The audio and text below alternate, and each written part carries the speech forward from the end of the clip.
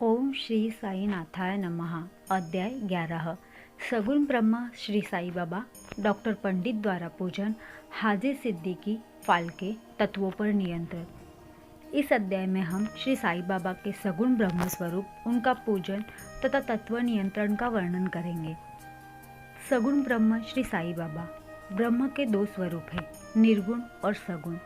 निर्गुण निराकार है और सगुण साकार है। यद्यपि वे एक ही ब्रह्म के दो रूप हैं, फिर भी किसी को निर्गुण और किसी को सगुण की दिलचस्पी होती है। जैसा कि गीता के अध्याय 12 में वर्णन किया गया है, सगुण उपासना सरल और श्रेष्ठ है। मनुष्य स्वयं आकार में ही है, इसलिए उसे ईश्वर की साकार उपासना स्वभावतः ही सरल है। जब तक कुछ काल सगुण ब्रह्म की उपासना न किए जाए, तब तक प्रेम और भक्ति में वृद्धि ही नहीं होती। सगुण उपासना में जैसे जैसे हमारी प्रगति होती जाती है, हम निर्गुण ब्रह्म की ओर अग्रसर होते जाते हैं। इसलिए सगुण उपासना में ही श्री गणेश करना अति उत्तम है। मूर्ति, वेदी, अग्नि, प्रकाश, सूर्य, जल और ब्राह्मण आदि सप्त उपासना की वस्तुएं होते हुए भी सद्गुरु ही इन सब में श्रेष्ठ है। श्री साई का स्वरूप आँखों के सम्मुख लाओ, जो वैराग्य की प्रत्यक्ष मूर्ति और अनन्य शरणागत भक्तों के आश्रयदाता है। उनके शब्दों में विश्वास लाना ही आसन और उनके पूजन का संकल्प करना ही समस्त इच्छाओं का त्याग है। कोई कोई श्री साई बाबा की गणना भगवत भक्त अथवा महाभागवत के करते हैं या कराते हैं, परंतु हम लोगों के लिए तो वे ईश्वरावतार है। वे अत्यंत क्षमाशील, शांत, सरल और संतुष्ट थे, जिसकी कोई उपमा ही नहीं दी जा सकती। यद्यपि वे शरीरधारी थे, पर यथार्थ में निर्गुण, निराकार, अनंत और नित्य मुक्त थे।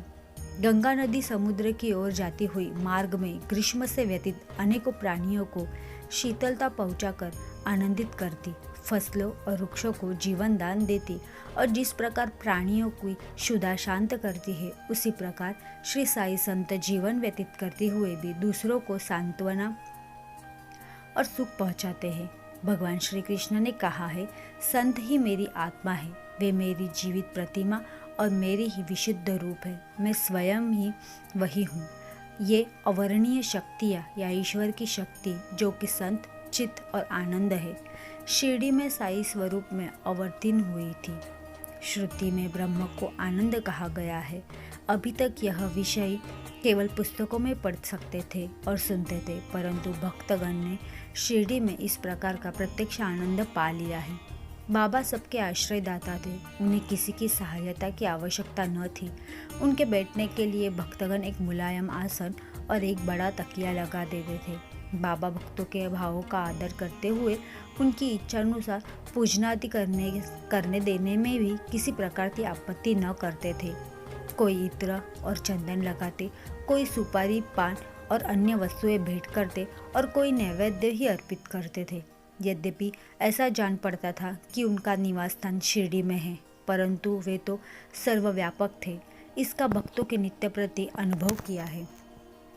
ऐसे सर्वव्यापक गुरुदेव के चरणों में मेरा बार बार नमस्कार है। डॉक्टर पंडित की भक्ति। एक बार श्री तात्या नूलकर के मित्र डॉक्टर पंडित बाबा के दर्शनार्थ शिरडी पधारे। बाबा को प्रणाम कर वे मस्जिद में कुछ देर तक बैठे। बाबा ने उन्हें श्री दादा भट्ट केलकर के पास भेजा, जहाँ पर उनका अच्छा स्वागत हुआ। फिर दादा भट्ट और डॉक्टर पंडित एक साथ पूजन के लिए मस्जिद पहुँचे। दादा भट्ट ने बाबा का पूजन किया। बाबा का तो पूजा प्राय सभी किया करते थे, परंतु अभी तक उनके शुभ मस्तक पर चंदन लगाने का किसी ने भी साहस नहीं किया था। केवल एक मालसापति ही उनके गले में चंदन लगाया करते थे।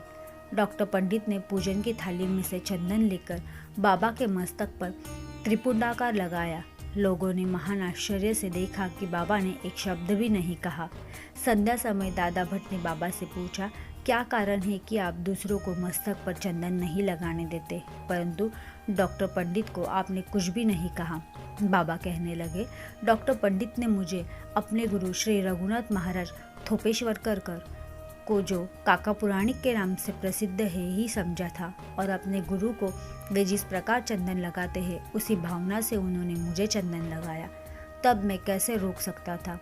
पूछने पर डॉक्टर पंडित दादा भट्ट से कहा कि मैंने बाबा को अपने गुरु काका पुराणिक के समान समझकर जानकर ही उन्हें त्रिपुंडाकार चंदन लगाया है, जिस प्रकार मैं अपने गुरु को सदैव लगाया करता था।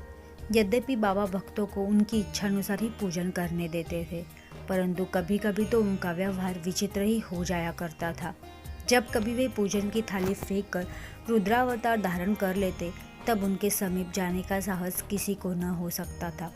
कभी वे भक्तों को झिझोड़ते और कभी मौन से भी नरम होकर शांति तथा क्षमा की मूर्ति से प्रतीत होते थे।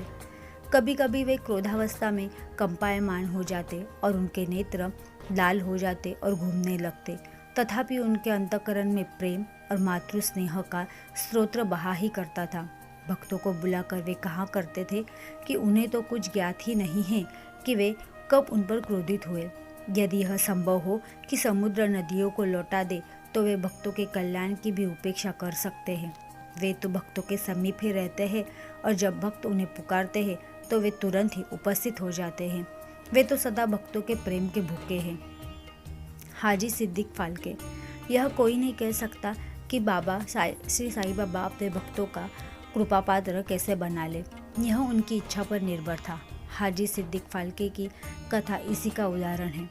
कल्याण निवासी एक यवन जिसका नाम सिद्दीक फाल्के था, मक्का शरीफ की हज करने के बाद शिरडी आए। वे चावड़ी में उत्तर की ओर रहने लगे।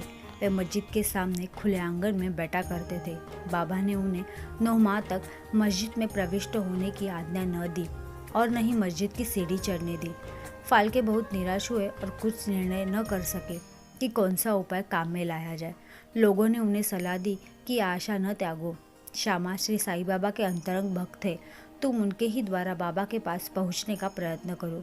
जिस प्रकार भगवान शंकर के पास पहुंचने के लिए नंदी के पास जाना आवश्यक होता है, उसी प्रकार बाबा के पास भी श्यामा के द्वारा पहुंचा जा सकता है।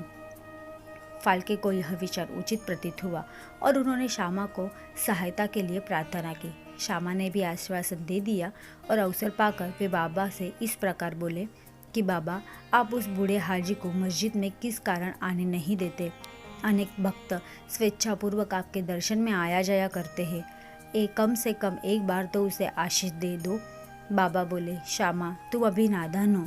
यह फकीर यानी अल्लाह नहीं आने देता तो मैं क्या करूं?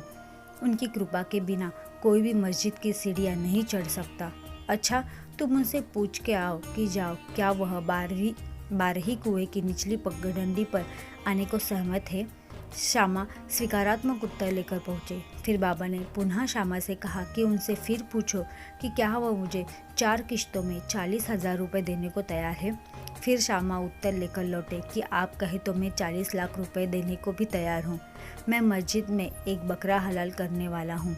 उससे पूछो कि उसे क्या रुचकर होगा, बकरे का मांस, नाद या अंडकोश।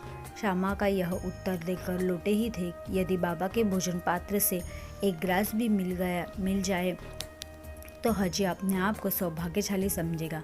यह उत्तर पाकर बाबा उत्तेजित हो गए और उन्होंने अपने हाथ से मिट्टी का बर्तन उठाकर फेंक दिया और अपनी कफनी उठाए हुए सीधे हाजी के पास पहुँचे। वे उनसे कहने लगे कि व्यर्थ ही नमाज क्यों पढ़ते हो, अपनी श्रेष्ठता का प्रदर्शन क्यों करते हो? यह वृद्ध हाजियों की समान वेशभूषा तुमने क्यों धारण की है? क्या तुम कुरान शरीफ का इसी प्रकार पठन करते हो? तुम्हें अपने मक्का हज का अभिमान हो गया है, परंतु तुम मुझसे अनभिज्ञ हो। इस प्रकार डांट सुनकर हाजी घबरा गया। बाबा मस्जिद को लौट आए और कुछ आमों की टोकरियां खरीदकर हाजी के पास भेज दी। वे स्वयं भी हाजी के पास गए और अपने पास से 55 रुपये निकालकर हाजी को दे दिए। इसके बाद से ही बाबा हाजी से प्रेम करने लगे तथा अपने साथ भोजन करने को बुलाने लगे। अब हाजी भी अपनी इच्छानुसार मस्जिद में आने जाने लगे। कभी कभी बाबा उन्हें कुछ रुपए भी भेंट में दे दिया करते थे। इस प्रकार हाजी बाबा के दरबार में सम्मिलित हो गए। बाबा का तत्वों पर नियंत्रण। बाबा के तत्व नियंत्रण की 2 घटनाएं के उल्लेख के साथ ही यह अध्याय समाप्त हो जाएगा।